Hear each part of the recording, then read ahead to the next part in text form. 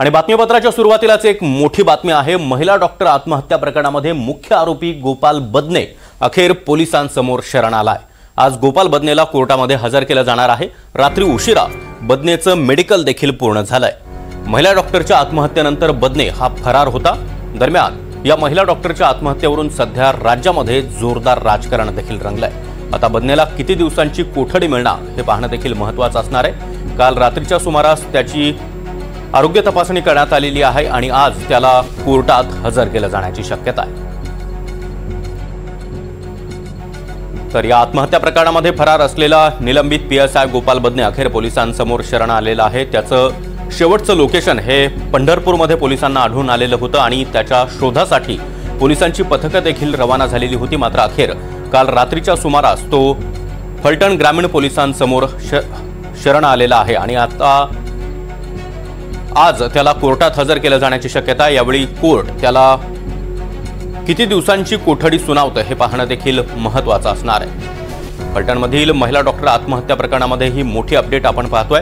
कालच दुसरा आरोपी असलेल्या प्रशांत बनकरला पोलिसांनी अटक केलेली होती आणि त्याला देखील 4 दिवसांची पोलीस कोठडी सुनावण्यात आलेली आहे आणि अखेर काल रात्री पीएसआय गोपाल बदने हा देखील पोलिसांसमोर शरण आला आहे आणि आज त्याला कोर्टामध्ये हजर केलं जाणार आहे। दरम्यान रात्री 1च्या सुमारास त्याची आरोग्य तपासणी पूर्ण झालेली आहे आणि आज फलटण ग्रामीण पोलीस गोपाल बदनेला कोर्टात हजर करणार आहेत आणि यावेळी त्याला किती दिवसांची कोठडी सुनावली जाते हे पाहणं देखील महत्त्वाचं असणार आहे।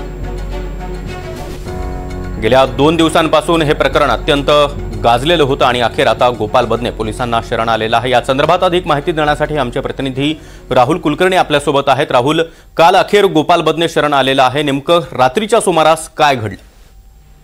1:30 वाजता त्याची मेडिकल चौकशी झाली, कारण ती तपासणी केल्यानंतर आरोपीची अटकेची प्रक्रिया होते।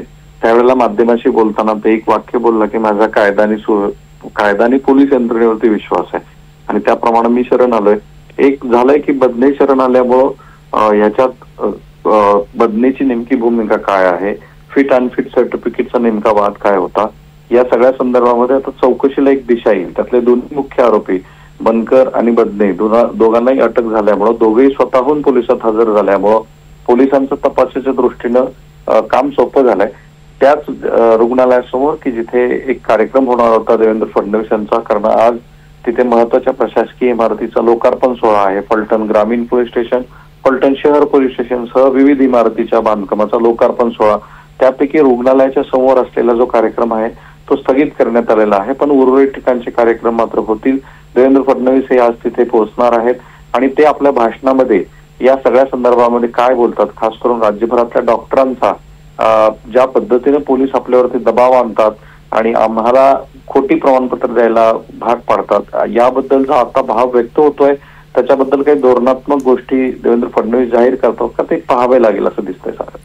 नक्कीच राहुल, या संदर्भातल्या अनेक अपडेट्स आम्ही तुमच्याकडून घेत राहू। धन्यवाद तुम्ही दिलेल्या या सविस्तर माहितीसाठी।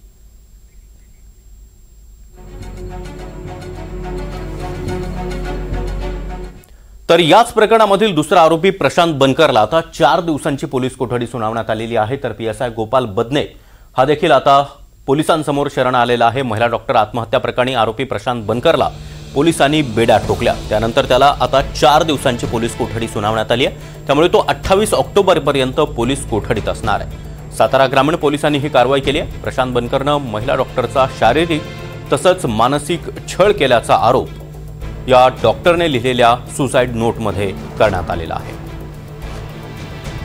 तर महिला डॉक्टरनं आपल्या हातावर सुसाइड नोट लिहिलेली होती, त्यामध्ये गोपाल बदने आणि प्रशांत बनकर यांच्या नावाचा उल्लेख होता। प्रशांत बनकरने मानसिक आणि शारीरिक छळ केल्याचा आरोप तिनं केलेला होता आणि त्यानंतर अखेर प्रशांत बनकरला पोलिसांनी अटक केली, त्याला कोर्टामध्ये हजर केलं असता 4 दिवसांची पोलीस कोठडी सुनावण्यात आलेली आहे।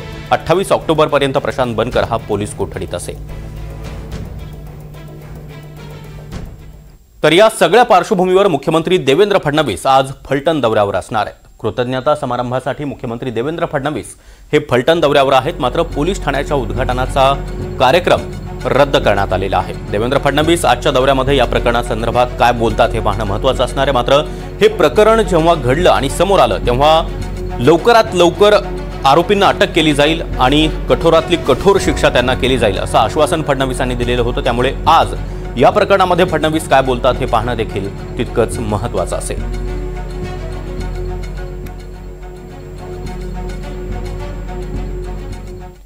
तर फलटणमधील महिला डॉक्टरच्या आत्महत्या प्रकरणामध्ये पुण्यामधून निषेध व्यक्त करण्यात येतोय। पुण्याच्या गुडलक चौकामध्ये national students union of India आंदोलन करणार आहे। सकाळी 11 वाजता या आंदोलनाला सुरुवात होणार आहे।